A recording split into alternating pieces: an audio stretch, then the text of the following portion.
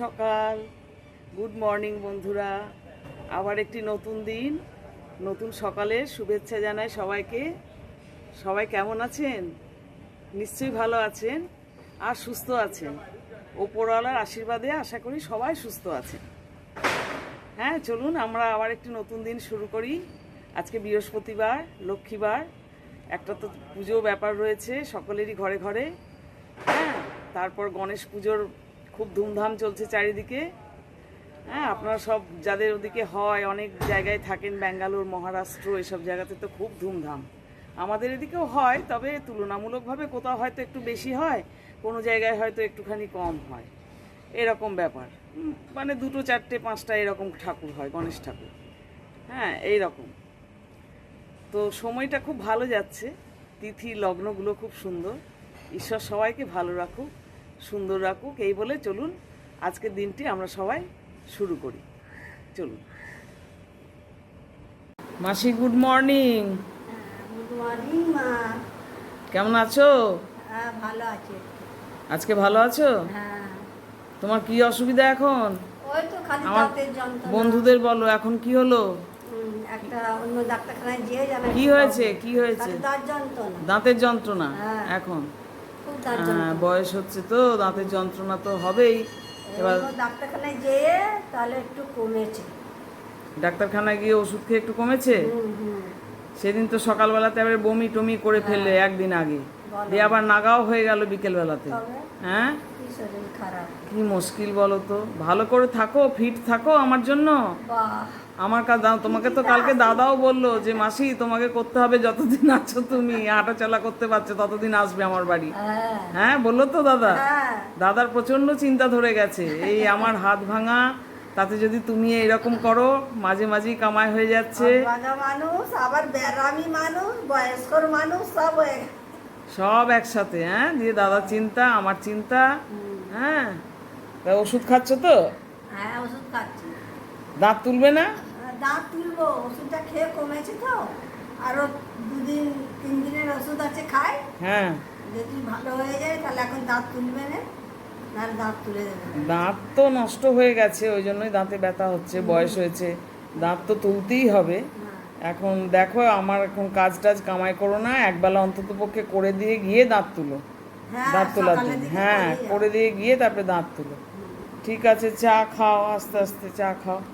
আমিও চা খাই বন্ধুরা। এই যে আমার লিকার চা চলে এসেছে, ক্রিম কেকার বিস্কুট সহকারে লিকার চা, সকালবেলার প্রথম চা খাই। হ্যাঁ, আর আপনারাও খান, ঠিক আছে বন্ধুরা। দেখো, আমি না আজকে একটা করলার প্রিপারেশন করব। এটা কমন, সবাই তোমরা করো। এই করলাটাকে, কালকে অনেক করগুলো উচ্ছে বা করলা জানি না, আমার গন্ডগোল হয়ে যায় কোনটা উচ্ছে আর কোনটা করলা। হ্যাঁ, তো এইভাবে সরু সরু লম্বা লম্বা করে কেটে নিয়েছি, একটু বেশি পরিমাণে নিয়ে চলে এসেছে, এগুলো তো নষ্ট হয়ে যাবে। আর শুধু করলাই নিয়েছি, তোমরা কিন্তু অন্যান্য আনাজপাতিও পছন্দ মতো নিতে পারো এর সাথে। আমি শুধু করলাগুলোই কেটে নিয়েছি বেশ খানিকটা। আর মটরের ডাল সকালবেলায় উঠে গরম জলে একটু ভিজিয়ে দিয়েছিলাম, 2 ঘন্টা ভিজলো, তারপর দেখি নরম হয়ে গেছে, এবার পেস্ট করা যাবে। একটু আদা কুচি দেখো, আর একটা কাঁচা লঙ্কা দিয়েছি, দিয়ে এবার মিক্সিতে আগে ডালটা পেস্ট করে নেব, বুঝলে। দেখো বন্ধুরা, আমি কিন্তু এটা ডালটা পেস্ট করে নিলাম। হ্যাঁ, খুব বেশি মোলায়েম করে করলাম না, কেননা বড়াটা ভাজবো তো, কাজেই তোমার ঢলঢলে হয়ে যাবে, ঢলঢলে হলে খুব একটা ভালো লাগবে না।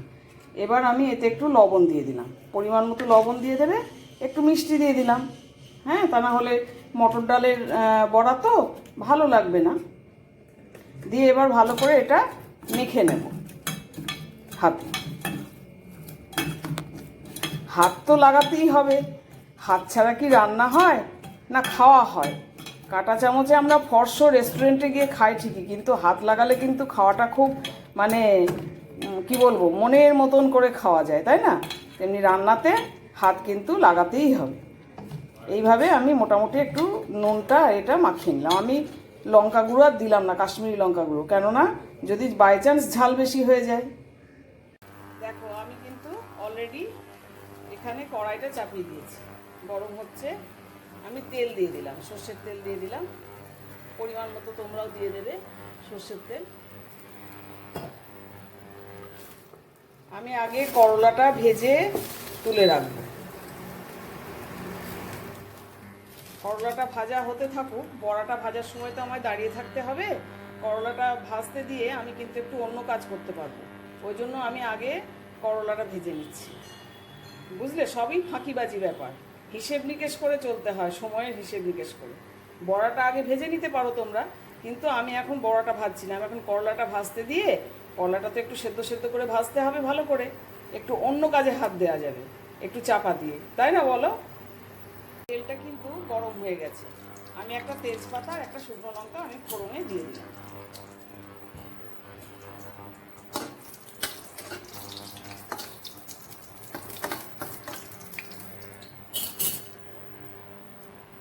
এইবার আমি করলাটা দিয়ে দিলাম।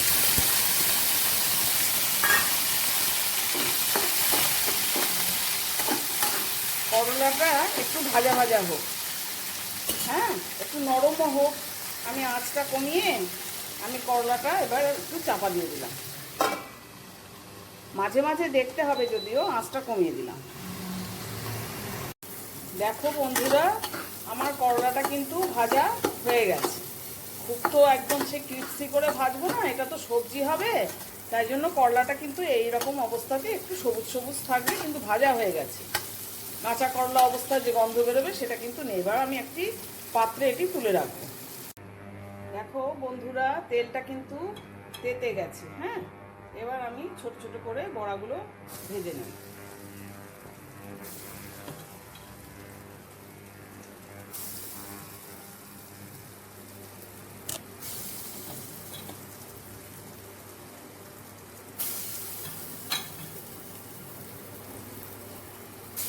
গরম তেলের ওপর দিয়ে একটু আঁচটা এরপরে কমিয়ে দিতে হবে, কেননা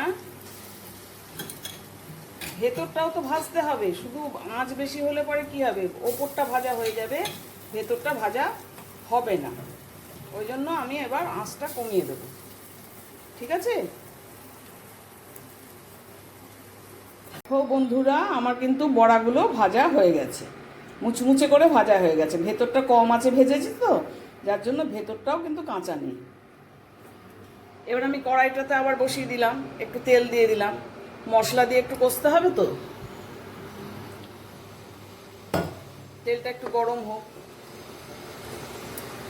তেলটা কিন্তু গরম হয়ে গেছে, আমি একটু নুনের ছিটে দিয়ে দিলাম, তাহলে পরে গায়ে ছিটকবে না। এবার মশলা দেবো, এই যে আদা, জিরে, টমেটো, কাঁচা লঙ্কা আর গরম মশলা একসাথে বেটে নিয়েছি। এটা কিন্তু নিরামিষ তরকারি, এতে কিন্তু পেঁয়াজ রসুন নেই। গরম মশলাটা আমি পেস্ট করে নিয়েছি।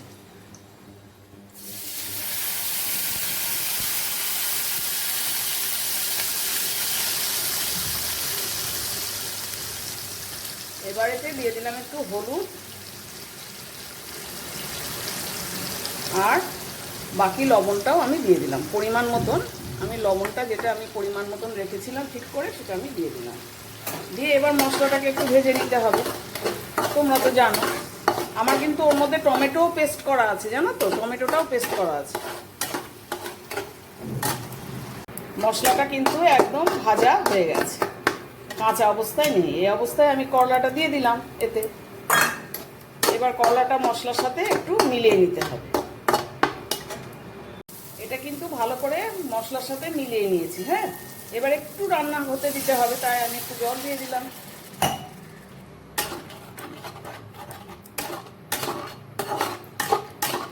একটু তো রান্না হতে দিতেই হয়, একটু হোক রান্না, আমি চাপা দিয়ে দিলাম। এটা কিন্তু দেখো বন্ধুরা, এই অবস্থায় আছে, বেশ খানিকক্ষণ রান্না হয়ে গেল, হ্যাঁ। এইবার আমি একটু রস রস থাকতে হবে, বড়া ভাজাগুলো এতে দিয়ে দিলাম।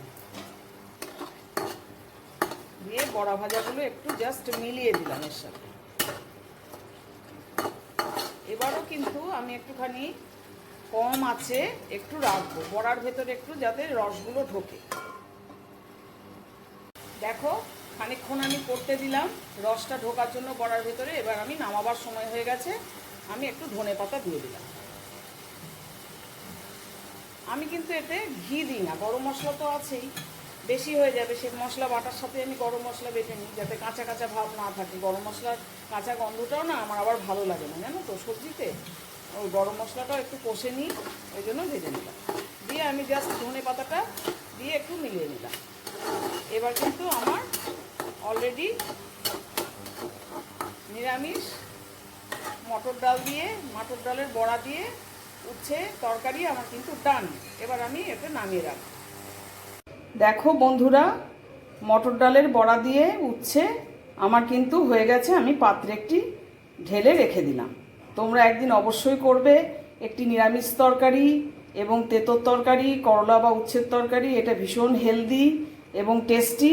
অবশ্যই কিন্তু একদিন করবে। ঠিক আছে, টাটা।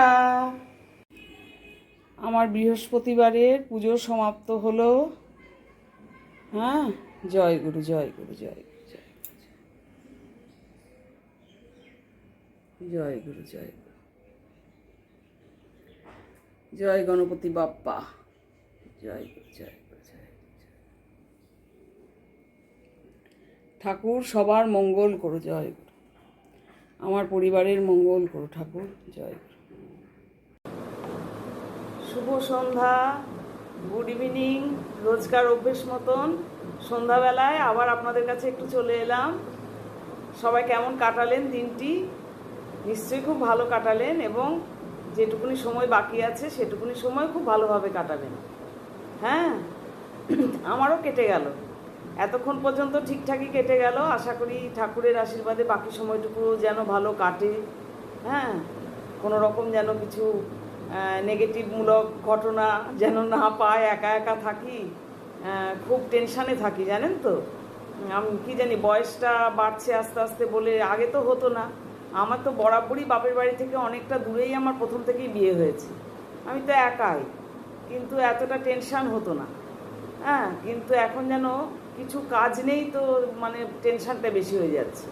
মানে কোনো টেনশানের কারণ নেই, অযথা টেনশানটা বেশি হয়ে যাচ্ছে। কাজ তো আছেই সংসারে অনেক। হ্যাঁ, একা সংসার, এক গ্লাস জল দেওয়ারও কেউ নেই, প্রচুর কাজ। যাই হোক, সবাই খুব ভালো থাকুন এটাই প্রার্থনা করি, হ্যাঁ, ঈশ্বরের কাছে।